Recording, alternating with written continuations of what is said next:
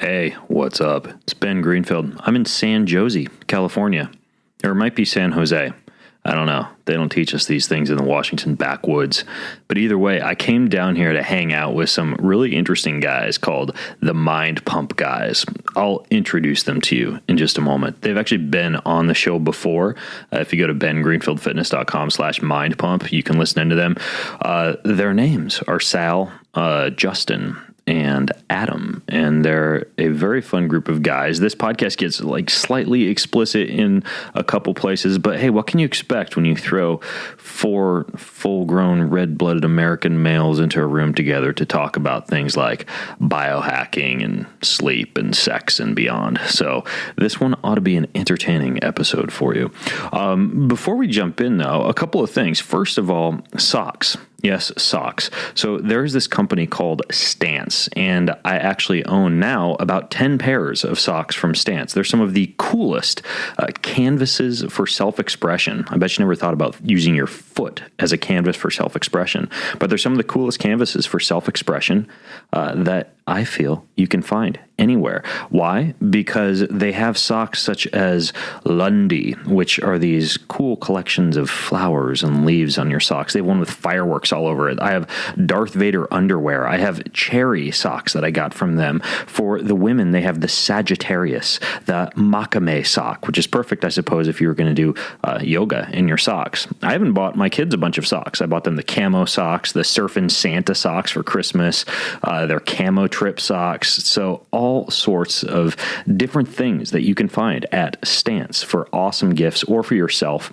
It's just stance.com, stance.com.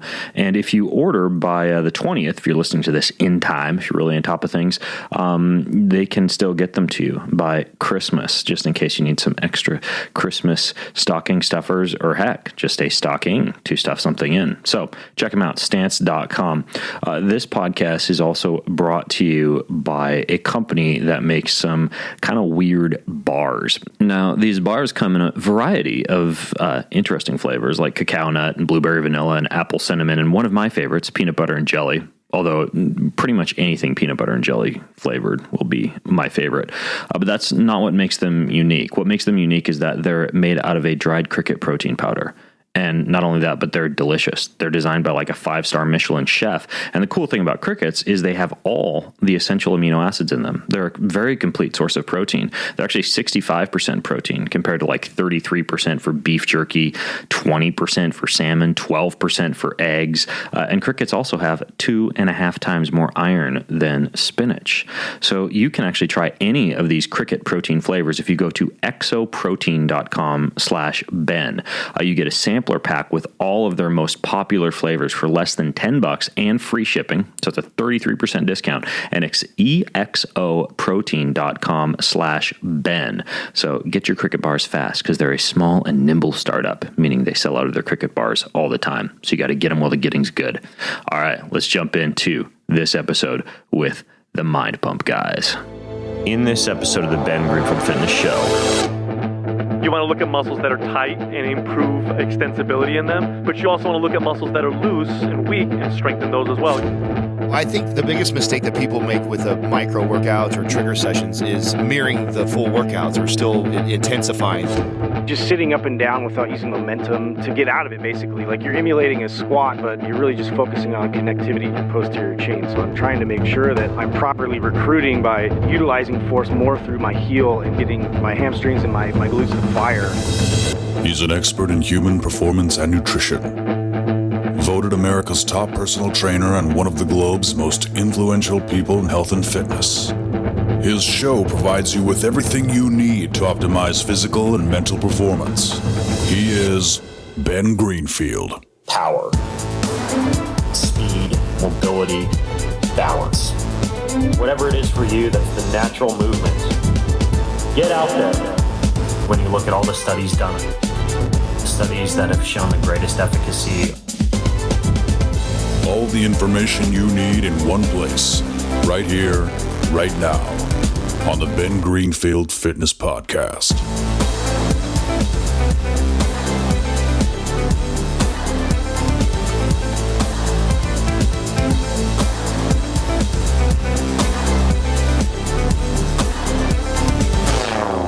So a couple of months ago, these guys showed up at my front door, and you may have heard the episode that ensued when we sat down in my studio out in the forest in Spokane, Washington, after I'd forced them to bale hay for me, which they all enjoyed thoroughly. That episode was actually probably one of the more entertaining episodes that I've recorded in the past couple of months. You can listen to it if you go to bengreenfieldfitness.com/mindpump2. That's bengreenfieldfitness.com/mindpump, the number 2. I'll put a link to the original podcast that I did with these guys, who are the 3 men who make up MindPump. The 3 amigos. What is it called? MindPump Media? The show is MindPump, but the actual company is Sal DiStefano's MindPump Media. Sal DiStefano's. How come you didn't call it Mind Blow? Because for obvious reasons. You don't want to Google that, by the way. Yeah. We checked that Anything out. with blow in there. Urban Dictionary. A red flag. I think we went around and around for a while on the name, didn't we? We couldn't settle on the name for the longest time. The Bro Show. No, I was sold. Was not going to be. I was sold pretty early on MindPump, though. I wanted Mind in there. Is this another? This is the bad. See, what's You'll great about take being credit solo? for it, You know what's great about being regardless. solo Yeah. is everything that you accomplish in your business, you get all the credit. Sal has this beautiful thing that he does that we all come up with these great ideas, or we do things, and then somehow it turns out to be his idea always at the end of it. It's like, wait a second, Justin, didn't you? No, it had to be. Didn't you say Mind Pump? I can't remember. Like, no. Sal's like, no, I'm certain it was my idea. Well, that's like the Three Stooges, Larry, Curly, and Mo, right? It was. I think who was the mastermind? It was like Mo who was the mastermind. I think so. You're the guy with like the black crew cut. Did you just compare us to the Three Stooges? Well, actually, just so folks know who you guys are. Actually, let me continue to lay down the scene here. I came down to San Jose. I'm now down in San Jose on these guys' turf in their studio. We just recorded a podcast for their podcast feed, and what you're listening to now is a little bit more insight into these guys, and also some fabulous questions that we had come in on Facebook that we're going to delve into on lower back and sleep hacking and something called micro workouts. But just real quick, 30-second intro of you guys. I've got to my right here, Adam. What's going on? My name's Adam Bodybuilder. Schaefer. Yeah, you know what? I don't know if I even like being called a bodybuilder. I did do it, though. I did do it for a couple years. I got into it, but the main Now you just sit down and eat nuts. That's he's got a canister full of nuts here. And by the way, sorry to Always interrupt. nuts I in want his to face. let you get back to your intro, but I just got to throw this out here live on a podcast for all the world to hear. Your guys' chairs suck. Really? You don't like it? These are big old used to plush standing. couches. Yeah, what you need are like the chairs that are shaped like a pelvis that you lean against. Oh, or God. This comes with the like guy who a- stands up when like he a like a podcasts. topographical mat. Hold on a second. It's on a pogo I stick. You're want going to someone- have low back pain. Someone do and- me a favor and take a picture of him right now, because I know why you think the chair sucks. Because you're sitting on it like you're a flamingo. Like, I don't know how. No, this is you my have to have your legs like. this is you have my to take a sit. dump in the woods pose because Well, no wonder it's not comfortable. I It's don't not made want to I don't poop want to in. He has kink my to hip hover. flexors and turn off my glutes the rest of the night. You never know on a typical evening in San Jose when you're going to need your glutes, and I don't want to sit here for 2 That's a hours valid with my hip flexors. I think there shortened. was an acoustical strategy to Doug getting these big cushiony seats, right? I mean, it absorbs some of that, so your voice sounds so much better. Biomechanics. Adam has a lot of gas, so this helps. That's true. It absorbs. So Adam, anything else? Not really. I'm pretty much the least important guest or host that we have on this show. I am the better looking one Don't of the say three that. of us. No, I kind of represent the meathead side. I did do bodybuilding. That was kind of how I made my social media name, if that even makes sense. I started with men's physique and Men's bikini. Yeah, men's bikini. Worked my way all the way up through Eventually strip the pasties off. That's right. And I worked my way all the way up to the professional level. And the main thing, the main thing I was trying to get across to people was there's a better way to do that. And I didn't do it with a coach. I didn't do it with a team. And I really did it to show people that there is a healthier approach. And I feel like there's a major problem in the bodybuilding industry or the bodybuilding world right now with these extreme ways of dieting, these extreme ways of training, and it's turned into like people just trying to become a martyr and hammer themselves and put themselves through misery to get up on stage, which is such a small, you get handed a plastic trophy, you know, so... Oh yeah, I remember when I was in bodybuilding. I don't know if you've experienced this. When you go to the shows, to the expos, where all the bodybuilders are walking around backstage or front stage or at the expo, you know, in between the judging, you look at them and from a distance they are cut, right? They're like Adonis. They're like, just like they stepped out of an Avengers or Marvel Comics movie or something. Then you get up close and their skin's like the grandma from Something About Mary. Like it's just like thin. pitted, like connective tissue inflammation, acne. And of course, like if there's connective tissue inflammation on the surface, it definitely goes muscle deep because muscles are connective tissue as well. And these people are just walking around in constantly inflamed states. Oh, I remember going to Absolutely. Adam's competition, the last one that he did. Me and Justin were hanging around. We wanted to give them food. They just There looked like were they're dying. girls that were obviously competing that day that were sitting on the floor. I mean, they looked like they were dying. They're sitting on the floor and they're eating like Rice Krispie treats, Emaciated. So or sexy. they were eating like gummy worms. And they were, and you looked at their faces, and these are young girls. They're like 25 It years bummed old. me out, man. I'm going to be honest. It looked bad. Like if I didn't know any better, I would be like, Well, "Do you and need that's- some No, help?" they could have easily gotten on the cover of Cosmo though. I mean, just imagine. It's all worth it. no pain, no gain. Actually, when I was It's bodybuilding, a really crazy sport. Really, when I was bodybuilding, I was like I was a student, so I was studying, and then I'd come home and I'd work out for 2 hours, after having worked out an hour in the morning, and then I'd just lay on the couch. I didn't have hormones, didn't have testosterone. Oh, it's I was so- like a piece of meat laying on the couch. And it really, and that's why, I'm just teasing Ben. Like I'm really offended that he said that or anything. But I was a trainer. I've been a trainer for over 15 years, and I became very fascinated with, bodybuilding. Not because I wanted to become a bodybuilder, because I saw that these were the people that were influencing the fitness market more than anybody else. They're the ones that are on the cover of the magazines.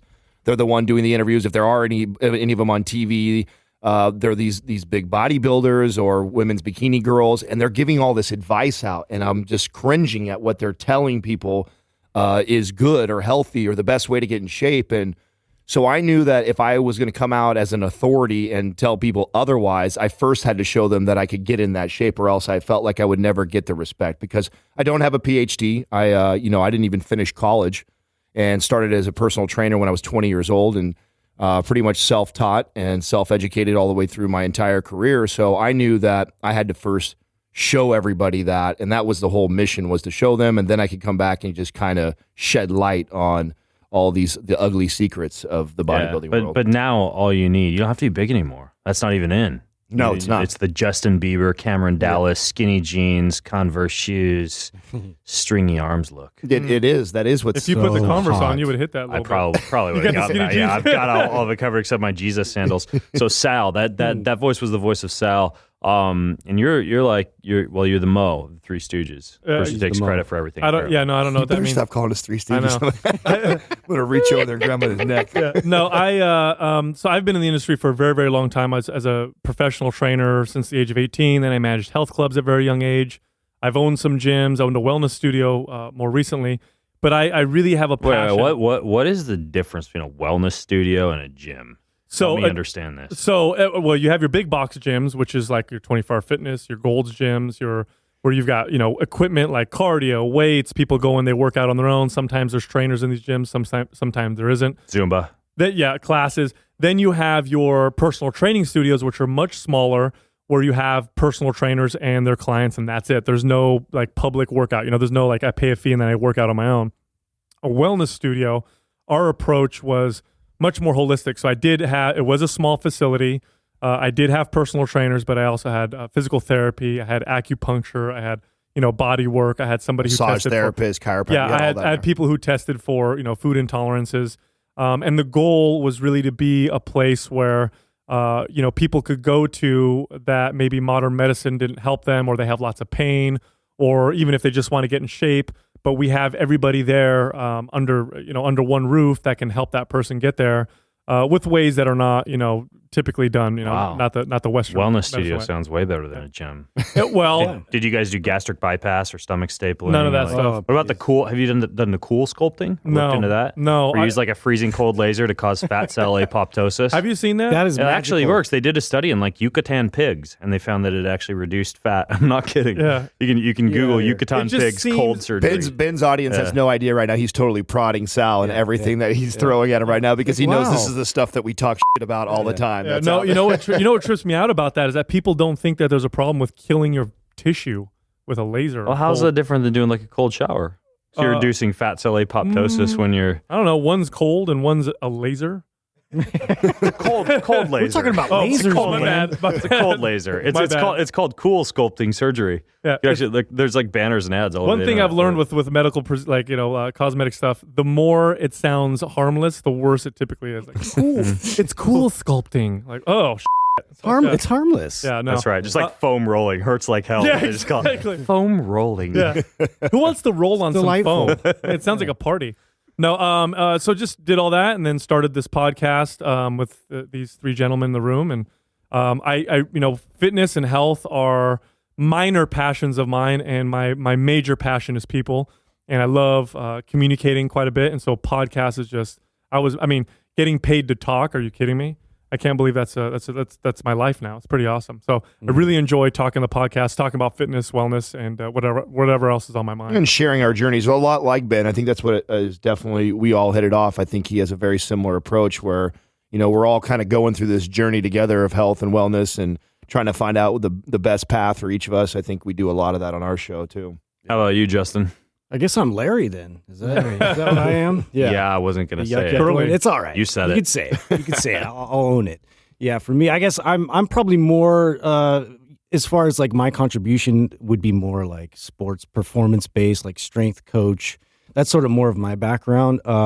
Not exclusively. I've worked with a ton of different types of clients. Like I'm a trainer at the core, so that's what I'm passionate about. You're into sticks, dude. I am can into just say sticks. That. So Yeah, I am. I want to paint a picture for you. These guys have their studio in kind of like this CrossFit-y gym space, and there's these like dare you. flexible sticks. CrossFit-y wellness studio. Stick mobility. Space. The stick yeah, mobility. Yeah, they're these sticks. And Justin, you've like invented some kind of a stick that measures force production? Yeah, force output. So, it was interesting. Like some of my buddies that I actually worked at this gym with, they went through this course from Dr. Fagenholtz, I believe his name is, who does stick yoga.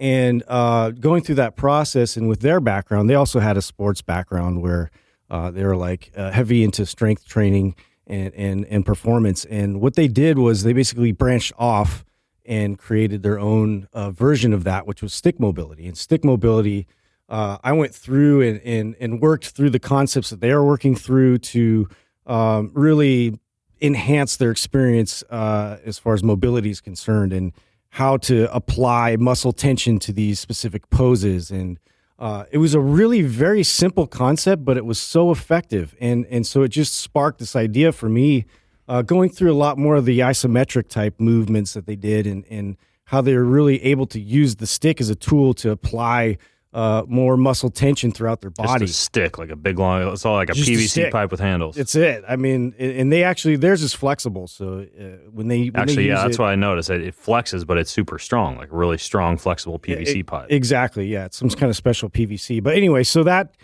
kind of sparked this idea for me as far as like we would do these specific poses, and I would apply all this pressure, but I was thinking, man, I have no idea, how much pressure I'm really applying here. And, Are you progressing? am I progressing? Like, do I really have like the type of connectivity and recruitment that, I optimally could? And what does that look like? And so my brain kept kind of going with this, and then I started to develop with one of my partners who was a client at the time, this concept with the stick. And then we kind of found an engineer and started building it, and we're pretty close, but it's and it measures your central nervous system. Yeah, so basically just whatever the output is for the specific movement. So Okay. yeah, So give me an example. Like, what would a movement be give that me- you do holding a stick? Give So them even give them the therapy. I think that's a good way for most people. When you explain that to people, I think that's the best analogy when you talk about like somebody who's rehabbing, and Okay. if you were trying to go through therapy, how you'd use that tool. Yeah, so let's just say like they're getting no muscular connectivity adducting. So I'm gonna place the stick in a specific spot to test that. So I want to see how hard you could actually move, isolating the specific movement. And so applying that force into the stick, you'll be able to measure the quantitatively speaking. So you'll be able to find like the actual number to that, so you can see progress later on. So it's gonna be really helpful for physical therapists, chiropractors, There's a lot of different elements there. Athletes. I mean, Athletes. Does it have like an app that you can look at from your phone to see what kind of force you're producing? Like there's like an actual force. What's it called? Like a force plate? It actually will have accelerometer. Yeah, it'll actually have a display on the stick. So you'll be able to see real time. You'll be able to capture all this data. So what's cool about it is all of this is a new metric, and nobody's really capturing this type of information yet. So I mean, it's experimental. Like I honestly don't know where exactly it's going to go, and that's what's exciting because I want to see how fitness professionals use it, how chiropractors are going to use it, how there's lots of different applications for it. What are you going to call it? Axon. The saber.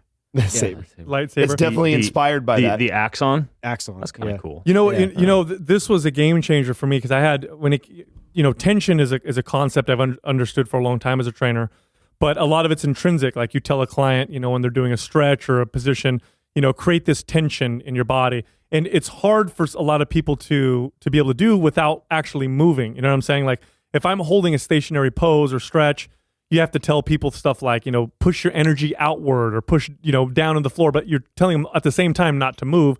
They're just kind of creating this tension. Well, this is a device that kind of helps to measure that. And I'll tell you what, moving through mobility positions and stretches and applying tension in the right way was a game changer for me.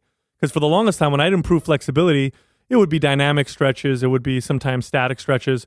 But learning how to apply tension within certain positions, I'm getting strength within that new mobility, and it's a real usable mobility. It's not just a larger range of motion. Yeah, there's a guy who I interviewed a while ago named Jay Schroeder. He works with some NFL athletes and I think some other pro like speed and power athletes. He uses like high end like Russian electrostim, this thing called an ARP wave on his athletes. He does a lot of isometrics and he does a lot of tension holds to improve range of motion and mobility instead of just stretching.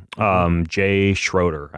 I forget the name of the episode, but if you went to my website and searched for his name, you'd find it. Or I'll try and put a link to it. Mark my words, you're going to see that a huge trend in fitness. Well, and Dr. Spina too. Does he do that? Yeah. The concept of irradiation and to be able to ramp up at and max tension for that specific pose you'll increase a range of motion. Have you guys ever done electrostim?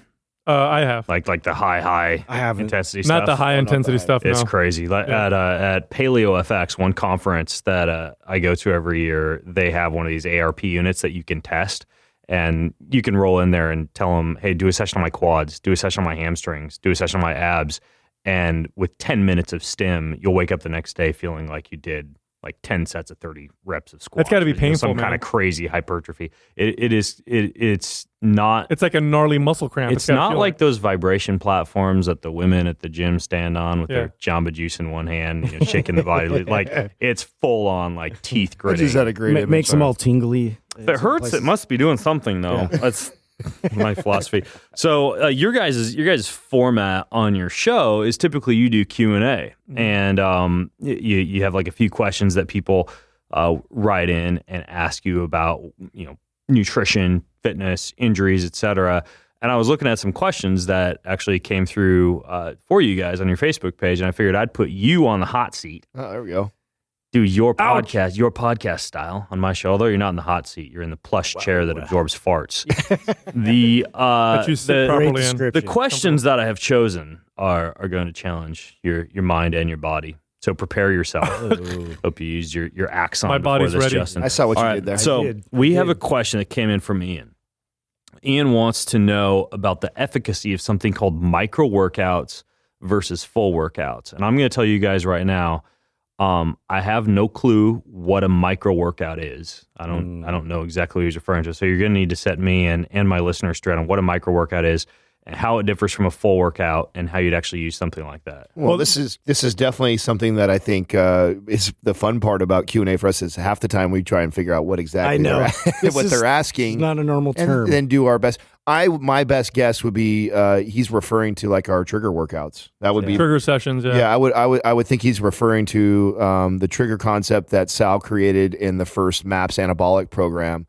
And what is that? What's a trigger session? So a full workout. So if you look at the whole concept of exercise and resistance training, the idea is to create damage, elicit a healing, and then a overcompensation or supercompensation response, an adaptation response. And the main stimulus for that is damage. But a while ago, I identified that damage was not the only signal that told the body to build muscle. An easy example to understand that would be just to give somebody, elevated levels of anabolic hormones, and without any additional damage to their body, they'll probably, and they usually do, build muscle. You get a needle poke. Yeah, it's damage. Right, it is, but not. I'm talking about muscle damage. Tends to be the I'm main. just giving you a hard time. I know you are. So here's the problem with that, though. The problem with that, he becomes a smartass when he gets in the driver's seat. I love it. I love it. Yeah. I love it. Roast them. When you're the problem with that constant, always focusing on the muscle damage aspect of stimulus for muscle growth or for change in the body is you become limited by your body's ability to recover. Not only that, but if you constantly hammer the body will prioritize recovery over adaptation. So you end up getting sore from a workout, recovering, working out, getting sore, recovering, and never really adapting, not getting any stronger. You're kind of stuck in what I call the recovery trap. Yeah, the breakdown recovery trap. And so a micro workout or a trigger session is what we call it, are very low intensity, small workouts that you do on the days in between your hard workouts. And you do them frequently throughout the day. So I may take some resistance bands and do 5 or 6 exercises, 2-3 sets each. It's a grand total of 10 minutes. Very low intensity. I'm getting a little bit of a squeeze. I'm getting a little bit of a burn, a little bit of a pump, but nothing intense. This is like greasing the groove. Yes. Is that kind of where if you want to get really good at pull-ups, like I did this when I started getting into obstacle course racing. Every single time I walked under any bar or any object I could do a pull-up from, like a door frame, whatever, I would have to do 3 to 5 pull-ups, and got to the point where on a typical day I'd be doing 50 to 60 pull-ups, sometimes more. And you get a lot stronger. Yeah, or when I'm at a conference where I know I'm not going to get a chance to work out, I just have like a rule where I'll do 30 burpees every hour, and by the end of the day, I've done 240 burpees and gotten a lot of these. I guess what you call would that qualify as a trigger session, or does a trigger session have to be like more therapeutic? Well, so that's definitely a micro workout. A trigger session is much more specific because we include this. So the principle of this has to do a lot with the body, that the body responds very, very well to frequency of stimulation. And we forget that with resistance training in particular because we focus just on damage, and it becomes this hammer yourself real hard, hit your chest really hard on Monday and then don't touch it for a week. And they miss out on the fact that frequency really does a fantastic job of eliciting, adaptation. And so what you're talking about is kind of a version of that. I mean, on our other MAPS programs, we have other versions like focus sessions or mobility sessions in our other programs. But with the original MAPS, it was the trigger session, which is the one I was explaining. But when people apply this principle, especially people who are natural, who rely upon that muscle building signal to come from working out and really nothing else, when they apply more frequent, smaller workouts or trigger sessions, when they break the whole, instead of breaking the body up into body parts, train the full body 3 days a week instead, the results blow them away. Well, yeah, but you have like 3. Let's say you have 3 hard full body sessions per week. But on the off days in between those sessions, what would a trigger session look like? So let's say today's my off day. In the morning, I would wake up and I would do 5 or 6 band or body weight exercises. Low intensity. All I'm doing is trying to feel the muscle, get a little bit of a squeeze, maybe a little bit of a pump, a little bit of a burn.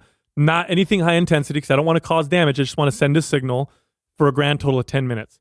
I'll do that again at lunch, and then I'll do it again before bed. Gotcha. And so I'm sending this signal throughout the day. Those numbers that he's even using right now are not, it's not like it's 10 minutes, this magical number or whatever. You just don't want to do it for a long time. It's very short. The greasing the groove, I think, is probably the best example of something else that's similar to that concept. I dig that concept, too, because you don't have to get sweaty and go to the gym. No, it facilitates recovery, which is trippy, too. You'll find that your body will recover faster and faster from your hard and heavy workouts. Things like sore joints start to feel better. It's one of the most. It shattered all of our paradigms. I remember it's a game. It's a game changer.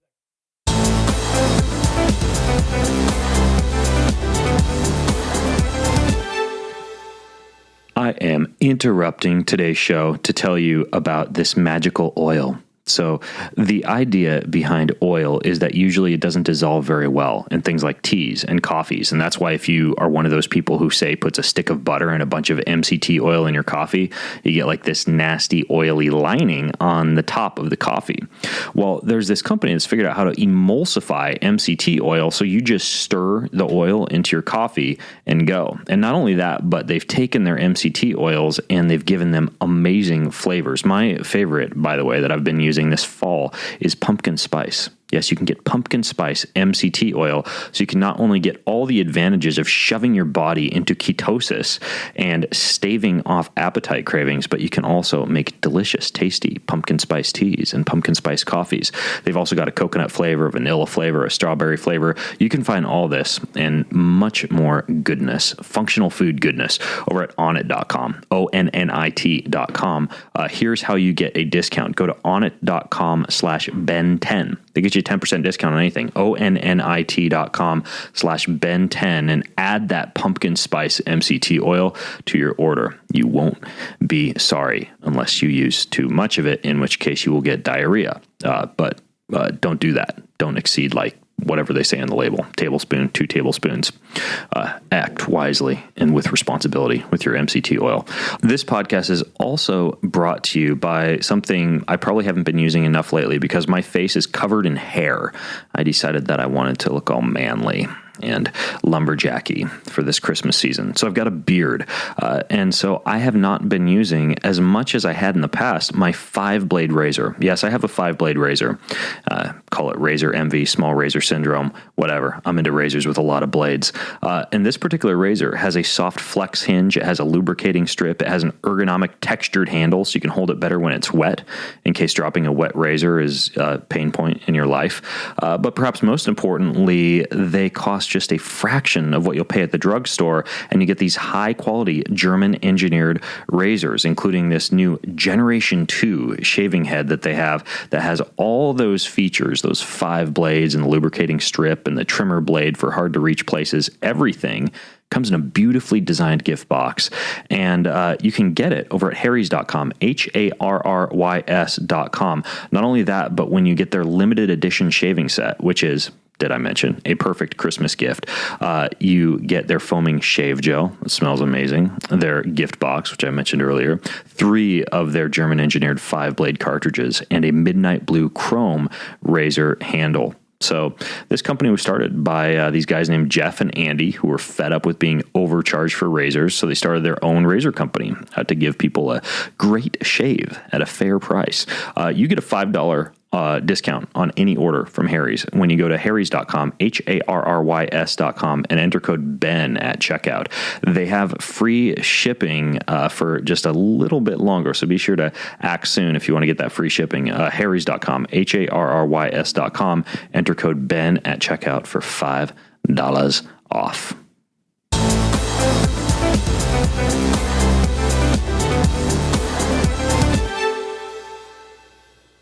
And then there's that concept that they've shown in research when it comes to some elements that influence mortality, that no matter how hard you work out at the beginning or the end of the day, if you are seated for 8 consecutive hours, and in some cases for even just 2 consecutive hours, you have a really increased risk for mortality.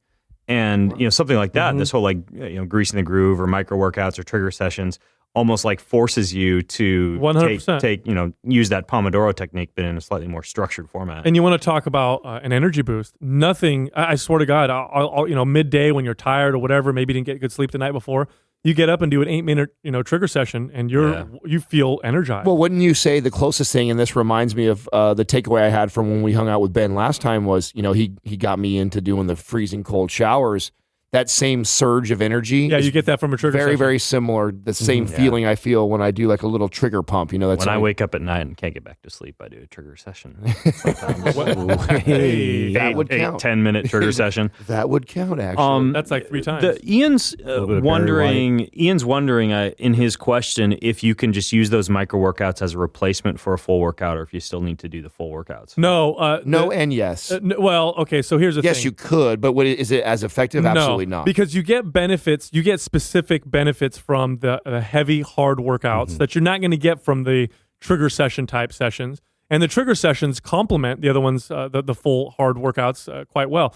You got to do both. I mean, it's like you're sending the loud muscle building signal with the hard, heavy workouts, and then you're just kind of keeping that signal up and keeping that volume on it high with the trigger sessions without causing too much damage. So they really do work great together. But if you're pressed for time or you're traveling and you can't make it to a gym or whatever, do 3 trigger sessions a day. You won't lose muscle. You'll maintain your strength. You might even get a little stronger because it's different. Do it on a everyday basis.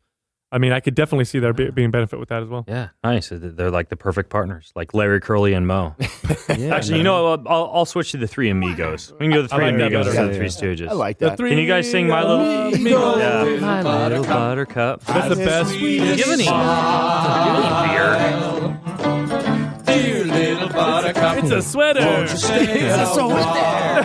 One We of the could best probably line. fill up the rest of this show with You quotes. know, I think from- Do that. the biggest mistake that people make with micro workouts or trigger sessions is mirroring the full workouts or still intensifying them. I think that's why I hate calling them workouts. It's a trigger session. Yeah, and I think that's the thing to make sure that people understand that the idea behind it is you're not trying to create damage, which is tough for people Yeah. to understand that. You're just once you greasing get the into groove. it, it's you like, really you want to keep going. But Yeah. you gotta stop yourself. Katie Bowman, who wrote a really good book called Move Your DNA, she's a biomechanist. I think she calls them movement bites you do throughout the day.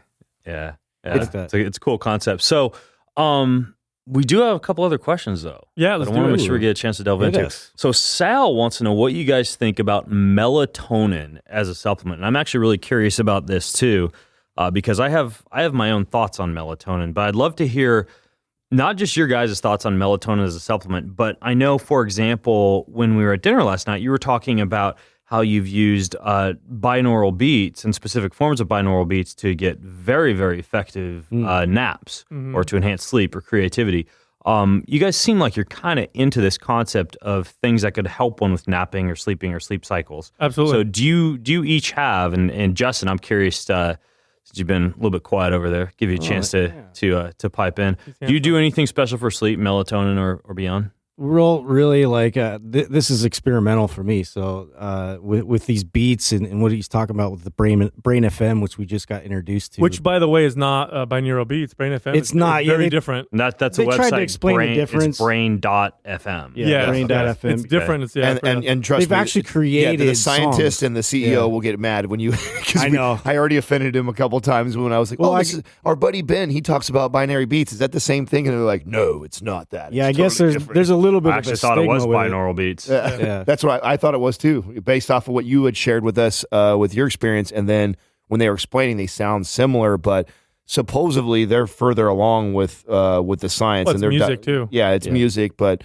Well, my takeaway with it is that like just using it, and I've used it for naps and for sleep, and I mean they even have like specific types of beats for focus and to stimulate that, and so for a lot of it for me is like my brain doesn't shut down very easily at the end of the day, and so just putting these on, it's almost like you just get immersed in this sound, and it moves and it travels, and so it almost distracts your mind a bit to let it relax and just really kind of take in the environment. Yeah, it's like white noise. I'm looking at their website. They call it artificial intelligence. And if I recall properly, or if I recall correctly, when I went to their website, I had to answer a bunch of questions about what I wanted the session to actually do, and then you play sounds, right? Mhm. I don't know. I don't think it's like that anymore. This was when you did it a year ago. Yeah, you were. I remember Yeah, you it was- said- Yeah, it we're a- on it was a the while mobile ago. version. Yeah.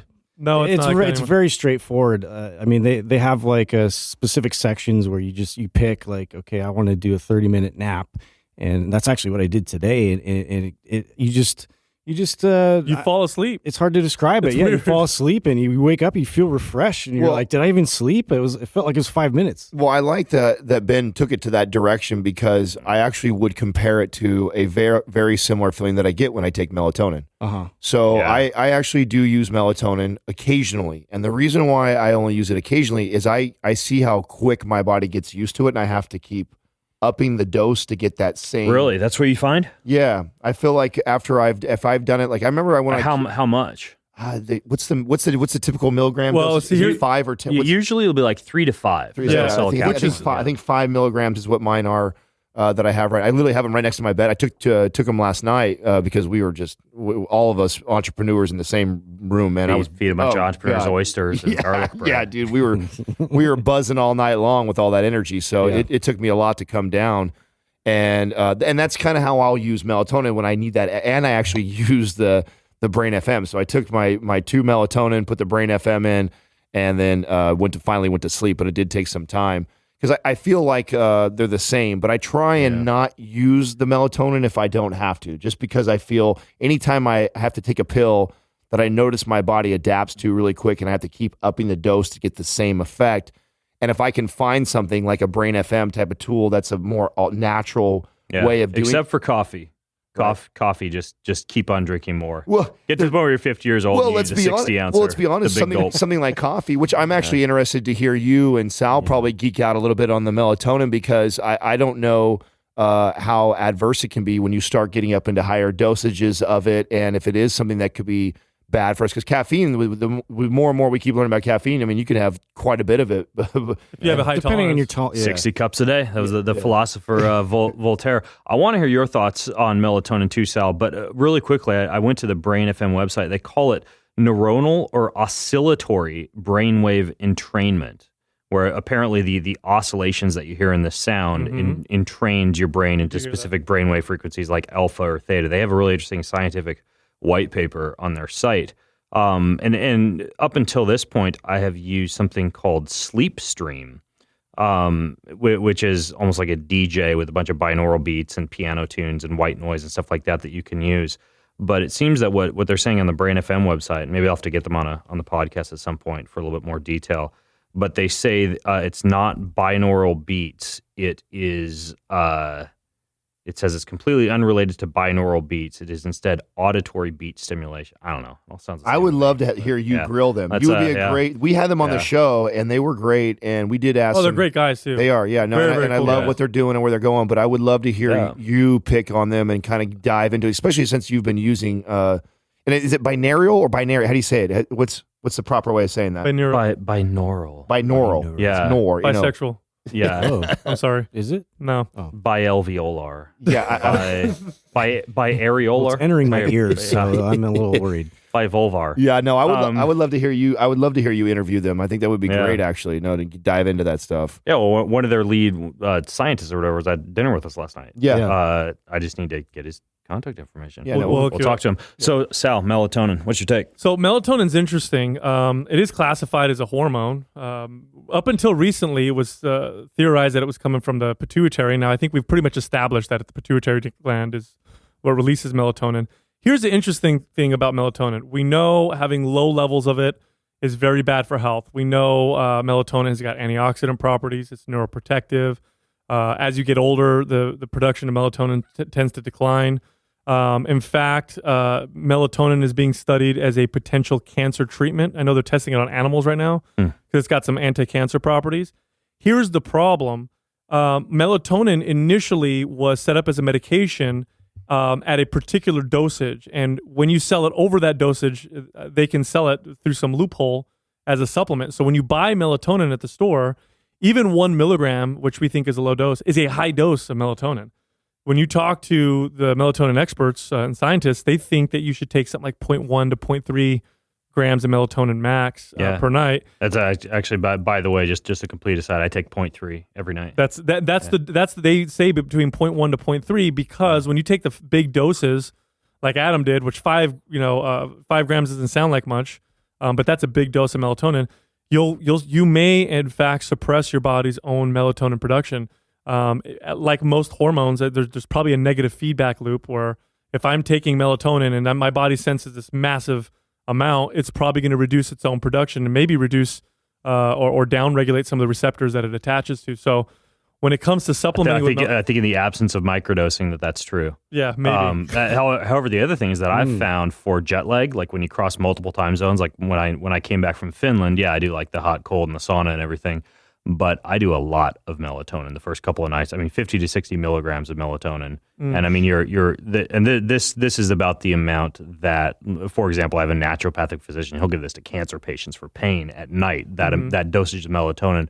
But if you're jet lagged, the first couple times that you get back, I mean, you can hit the reboot button on your body with exercise and cold and bright light in the morning and absence of light at night and, all these other techniques. But huge dose of melatonin can help a ton. Yeah, and that's more of an acute, like, okay, here's this, I'm jet lagged. I'm going to use it for this particular purpose. But I think a lot of people are buying melatonin and using it, on a nightly basis, and they're taking 5 grams every single night or 10 grams every single night. Well, that's what and I was. And they're finding that they get less and less results. Yeah, that's why I was. I noticed that. That was me. I definitely noticed that. Because the first time I did, I definitely got great sleep, and I got great sleep again, and then I found myself every night doing it. Where now it's more intermittently. Like last night was a very rare case where I felt like we were just zinging, and I could not. Typically, if I take 2 or 3 hits off of a joint, that normally is going to put me right to sleep, no problem. And that's Didn't all. work last night. A melatonin joint. Yeah, melatonin. For all the kids listening in, melatonin joints. Yeah, normally I'm utilizing CBD, is to help me sleep at night. So that's what I do. I use melatonin. The microdosing I get is from actually a guy who I'm going to be with this weekend because I'm headed down to San Diego, Dr. Kirk Parsley, who is a Navy SEAL who makes a stuff called Sleep Cocktail. And it's gamma aminobutyric acid in a very small form that crosses the blood-brain barrier, microdoses of melatonin, and then there's like some little things in there that have been shown in research to help with sleep, like vitamin D and fatty acids and a couple different amino acids, like maybe some magnesium. There's like some HTP and some magnesium in there. So, yeah, but it's in very, very small amounts. So it's well, that's the thing. Like 5-HTP. I remember when 5-HTP came in the market, and it was like, oh, take this, it'll help you relax and sleep. And I did, and I could not sleep when I took it.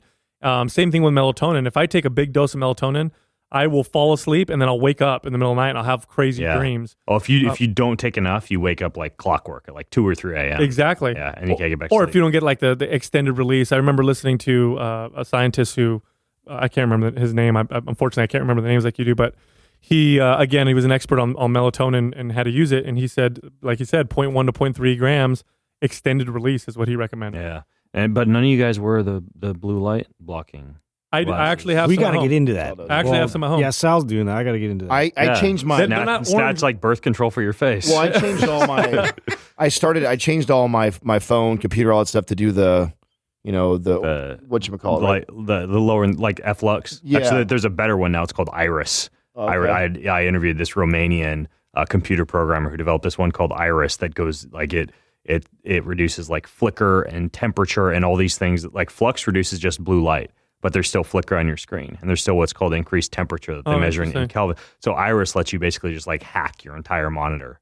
It's really interesting. Oh, that's cool. Yeah, you should listen to the podcast I did with him. Anyways, though, so you don't wear the blue light. No, I don't. But it's something that I know that I do want to experiment with because I notice a difference just like literally cutting out the TV and the computer screens and the phone. Like if I do that a couple hours before I'm trying to settle down, my ability to get into sleep is so much easier than it is if I'm, looking at my phone right before I go. So I do want to play with the blue blockers and walk around with them. But I feel like, don't you feel like in the order of operation, that would probably be more important is to cut out the small screen in your face? No. If I could pick one thing at night, wow. I do the blue light because when you're at a mall or an airport or driving down the road with the bright fluorescent lights from the car shining in your face or looking on your phone or your iPad or your computer, the blue light blockers pretty much cover them all. Like they cover any scenario in which you want to avoid modern artificial lighting at night so you naturally produce your own melatonin later on in the evening. And so you could have no special pieces of software and no special expensive bulbs in your house and just at least have something like blue light blockers on. See how you just, I'm sold. I know you see how you just sold me right there. Like, okay, now you. Are you sure that wasn't an infomercial right there? This podcast is brought to you by the blue light blockers I just invented. Yeah, no, I absolutely will then because I felt like that to me, I felt like I'd be an idiot. I'm wearing these, but then I'm still doing the TV and the computer screen like till midnight. Like that for me, I felt like that defeats the purpose. But the weird thing is you get, like I had them on at the restaurant last night I was getting cool sleepy too. at about 8. Right? Because if you have them on, your body starts to get sleepy at about the time it would when you were be camping in the wilderness. So it's really interesting how it can work in reverse where you become like a social isolate, around the time the sun goes down when you're wearing them. Dude, Moscow Which Mule. is why biohackers never get laid. Moscow Mule. Was that what we had? Yeah. We did have a Moscow. That was Mule. the first time I ever had that. That was great. amazing. That's a very. You were good drink, talking yeah. about the That's my favorite copper. drink. One of my favorite Something drinks. about the It is- mug with the copper. Yeah, why do they serve in a copper mug? Do you know this? It's some special tradition, but there's also a pretty serious issue with like copper toxicity in people who drink and use copper, eat out of copper like that, almost like plastic or cast iron. Like cast iron, that's a non-absorbable form of iron that can cause like hemochromatosis from. But I mean, like having an occasional Moscow Mule or cast iron skillet steak, I don't think is a big deal. But you may want to test your Like, hold on, toxicity pass me levels. that alcohol. No, but I make sure it's in a really glass container. enjoyed Yeah. that. I'm not a drinker at all. So to have that, I was like, man, It was that delicious. No, it was awesome. That's amazing. Ginger beer, it's anti-inflammatory, so it must be good for you. It's like I see. It's like putting vodka in kombucha. That's the drink that I tell people it fucks up your liver and heals it at the same time because kombucha has glucuronic acid and gluconic acid in it, which is great for liver cleansing.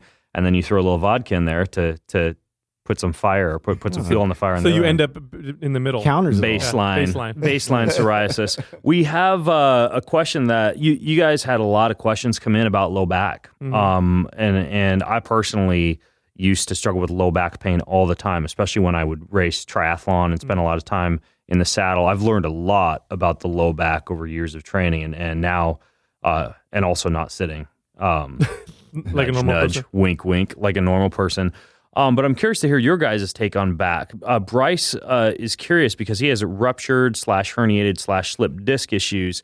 He wants to train his butt and his glute and his hips and get mobility in his hips and get his hip extensor strong, which, frankly, those are two very important things for decreasing low back pain versus just getting the Hands of Serenity massage in your erector spinae. Yeah, I mean, But what do you guys think? Like how do you train the back without re-injuring the back? well, so This is probably the most common thing that I think we deal with, right? I think low back, and then pain. knee is probably Yeah. second. Knee and shoulder second, third, close. Here's the thing with if you picture the spine, if you take the spine out of the body, it can't support itself. It goes in whichever direction it wants to. So it follows the direction of the muscles that pull it or that are tight or maybe loose. Do you actually take spines out of people's body? Like the predator. Freak. Yeah. So besides the ruptured, herniated, or slip disc, there's not much you can do with the disc. But what you can do is create an environment around the spine that keeps it stable, so that when you move in different ranges of motion, you're not relying on ligaments to support you. You're not moving an ends of range of motion. Like if I'm bending over, I want my spine to be able to move, but if I have issues with my disc, I want to avoid getting to ends of ranges of motion. And what supports that is muscle. So it all goes around correcting muscle imbalances, producing recruitment patterns that are favorable. You want to look at muscles that are tight and improve extensibility in them, but you also want to look at muscles that are loose and weak and strengthen those as well. You want to get But how do you functionally do it? Like what kind of exercises, what kind of moves do you actually do? Let's get into that and let's talk like, okay, so here's a comment. Ben brought up sitting down, right? Like, which is and the reason that's very, very intelligent of him to stand while he podcasts, even though I would never do that. But it's smart because one of the worst things that we do is sit down. Sitting down is people don't realize that you're in this contracted position and we're creating this recruitment pattern that is totally unfavorable for the low back. And if most people, it forces them into this anterior pelvic tilt. And that's what puts all that stress on that low back. So learning to correct that and get those favorable recruitment patterns, like Sal said. So have you read the book Desk Bound, by the way? No. By Kelly Starrett. Kelly Starrett, Oh, yeah. dude, one of the, because a lot of people, they stand in the wrong position too. They hear stand up, get rid of your chair so that your low back gets fixed, and you stand the wrong way and you create the same thing, like lumbar lordosis and hunched over back because you don't have your desk height set Lumbar properly. lordosis or hot chick stance. This is what I have. This is the problem that I have with actually a lot of people that run is, they have these poor recruitment patterns.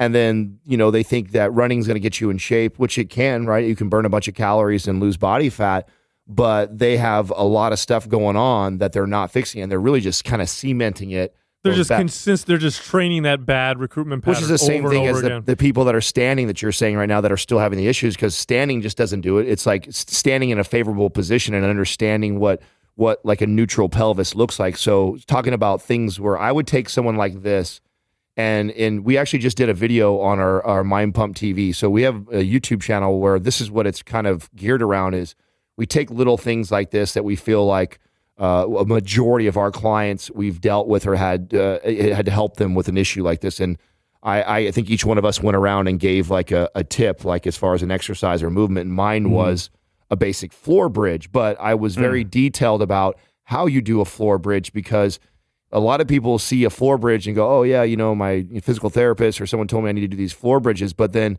they still are not getting the pelvis neutral before they go into that movement. Right. And it's really a movement to help teach you to hip hinge properly and teaching someone how to do that. So we got it. But you could do that when your low back is hurt. To get to Bryce's question, obviously deadlifts are great for protecting the back and building a strong back and stabilizing the core. But if your back is already hurt, what you're saying is you hip bridge instead of deadlift as an example. I want to regress. I want to regress you all the way to there first before, because ultimately our goal would be to get back to deadlifting, because nothing is going to strengthen that whole area out more than doing a movement like that. But a lot of clients are like this; they're in this position because either an accident has happened or over time. So I would regress someone all the way to something as simple as a floor bridge and get them to perform that correctly, which teaching them how to fire the glutes. And so the YouTube video that I did on this was just really breaking down the floor bridge and getting people to understand what they're trying to do on a neurological level, how they're trying to connect to the glutes and get them to fire. That's the key. That's the key right there. The key really is before you get into these exercises where you're trying to strengthen things, you have to correct and create recruitment patterns that are favorable. Because if I focus on strength, even if I do the right exercises, even if I do all the right exercises, all I'm going to do is strengthen the wrong recruitment patterns if I don't change them and correct them to begin with. Well, the body is always going to choose the easiest path. It's just the way you move. If you have like a real common one that leads to low back pain is hip flexor dominance. If I have hip flexor dominance, he said as he sat in the couch. Exactly. If I have hip flexor dominance, here's the thing though: sitting down long time without training, other recruitment patterns will cause that. But if I understand these things and I train my body to move the way I want, then sitting in a couch or sitting on a chair isn't going to cause as much problem, or maybe cause no problem at all. With a hip flexor dominance, I can train somebody to change the way they recruit their core so that the core stabilizes more than their hip flexors do. Right. And then boom, we don't have a problem anymore. But if I don't do that and I have them do a bunch of core exercises without teaching them how to change that recruitment pattern, all I'm going to do is make their hip flexors even more dominant and cause more problems. And this is why you get people who say, how come my low back hurts every time I work out my abs or my core? It shouldn't hurt. But the problem is they're doing most of the exercises with their hip flexors. Proper connectivity. So in terms of exercises, just to give Bryce a few takeaways here, hip bridging and then standing instead of sitting were a couple of things that you brought up. Yeah, what were the ones you guys? What were the other exercises that he could do? If he can't deadlift, he can't squat. What are a couple others? Just get ups off of the bench. Yeah, even if it's with a single leg or just getting proper. What do you mean to get up off So the what bench? I mean is like just sitting up and down without using momentum to get out of it, basically. Like you're emulating a squat, but you're really just focusing on connectivity in your posterior chain. So I'm trying to make sure that like I'm properly recruiting by utilizing force more through my heel and getting my hamstrings and my glutes to fire when I come up and down. That doesn't involve expensive equipment. Nothing. Can't work. Yeah, I mean, there's no way that works. Exactly. Yeah, exactly. Yeah. Where's the tool I buy? One of mine is, especially if it's in the low back, 'cause that seems to be the more common one, is to teach someone to deactivate their hip flexors through a process called reciprocal inhibition, and then working and strengthening and bracing their core. And that's a very effective way to do what I talked about earlier, which was change the recruitment pattern. Easy way to do that, you lay on the floor on your back. You can place your legs, knees bent, heels up on something, so a chair or a table. You want to press down with your heels so that you elevate your hips off the floor just a little bit, just maybe an inch off the floor. And what you're doing by doing that is you're activating the glutes and the hamstrings. And by activating the glutes and the hamstrings, they inhibit the opposing muscle, which happens to be the hip flexors. It's called reciprocal inhibition. So hip flexors are relaxed now because I'm keeping my hips slightly elevated, squeezing my glutes, and then I go into my slow, controlled crunches to work my core. And that helps teach that recruitment pattern, the proper recruitment pattern that you want. Then when you go, you can progress from there to the heavier, more complex exercises, but now you're not so hip flexor dominant. I think it's important to note, though, and I mean, Ben even, made a jab about it a little bit, because it's true, though. People want the sexy exercise or the tool, or just give me what I'm supposed to do. And what you're supposed to do is I need you to connect. And it's on a more of a mental level than it is actual physical level. And people want they want the tangible thing. They want to just give me this thing that I need to do, or just tell me to do that, when it's give me the machine that's going to provide this for me. Yeah. And I that's think right. No, not any of the vibrating foam rollers in the world are going to replace being able to sit down on a bench using your butt properly. Absolutely true. Yeah. It's sometimes it's the simplest. Painfully easy. It's some of these simple movements that, and I did this YouTube video. I remember what. Well, it was about the glutes. We did it specifically about building the butt, I think was this video. Yeah, right? and it was, and why we went into it. I remember I just saw a trainer. I was in the gym and I saw a trainer teaching the floor bridge, and which is a great basic exercise, and it's one that I've regressed many clients to get them to teach the hip hingement movement properly. And I'm watching him do it with her, and she's just kind of thrusting away and with no rhyme or reason. And I'm like, the whole purpose of that movement is to really get people to understand how to connect to those glutes and to have control of their hips.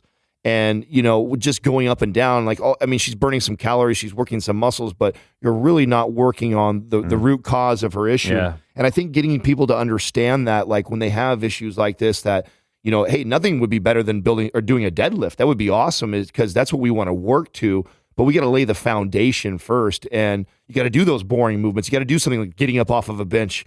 I know it sounds lame, but doing that correctly it's tough for some people. The two most potent methods that I've personally ever discovered for reducing low back pain and joint pain in general, and turning on the glutes. One is a program by Dr. Eric Goodman. There's a book that he wrote called True to Form, and his style of training is called Core Foundation Training. And it's all a combination of stabilized breath, elongating the spine, and contracting the glutes. And there's 10 different moves in the program. I do all 10 every morning. Mm-hmm. So it takes me 10 minutes to go through all of them. I have them all memorized while the coffee water is boiling. I do each of those exercises. It completely eliminated my back pain after cycling. And what I've tacked onto that since then is something I'm going to podcast about soon called ELDOA training.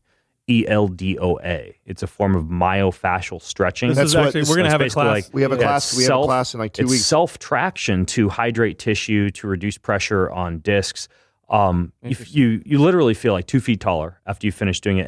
And I'm all about the 80-20, taking the best moves from these programs, because I don't have the freaking time to do the full program. Mm-hmm. So I just took 3 of the exercises I learned in 8 hours of training with this ELDOA guy, and I do those 3 at least once a day, especially if I've been sitting. Can we just elaborate on what he just said? Because I think that's such great advice. Yeah. It is the 80-20 approach with when you're finding these new things. Because one of the biggest pet peeves, and I talk about this on our show a lot, that I have with guru. Becomes dogmatic. Yes, it becomes very dogmatic. Somebody says this, and then they feel great. They have back relief, and then now it becomes their everything. That's all they do, and they immerse themselves in that, and then it becomes a camp, and it's all about this way of working out, and it's superior. No, take what you found works really well, and that you've noticed from there, and then continue on in your journey of finding piecing this together. I think that's great advice. It's like any of those resources, like Kelly Starrett's Becoming a Supple Leopard book. Great manual for deep tissue work, but you'd go crazy and wouldn't have any hours left in the day if every day you decided you're going to get better knees by going through the 40 pages of the knee exercises and doing every single one. No, you grab the one. For me, it's smashing a lacrosse ball right on the inside of the vastus medialis, holding it there and twisting a few times, right? And that's it. That's the one thing I took away from that chapter that I know gives me the most bang for my buck. So yeah, there is no rule that when these books come out and these diets come out that you have to drink every smoothie in the diet book, or you have to do every exercise or workout in your 40 of the best high intensity interval workouts book, or it's you got to cut through the clutter and simplify. Sure. Did you have a back injury, or was it just overall dysfunction from the years? It was exactly what you went into, Sal. It was overactive hip flexors, a turned off glute, some sacroiliac joint dysfunction from the fact that when you're, say, doing thousands and thousands of repetitions a day on a bicycle, or running. If you have just a normal anatomical abnormality, like a difference in the length of your femur bone, or a difference in the rotation of your hips from one side to the other,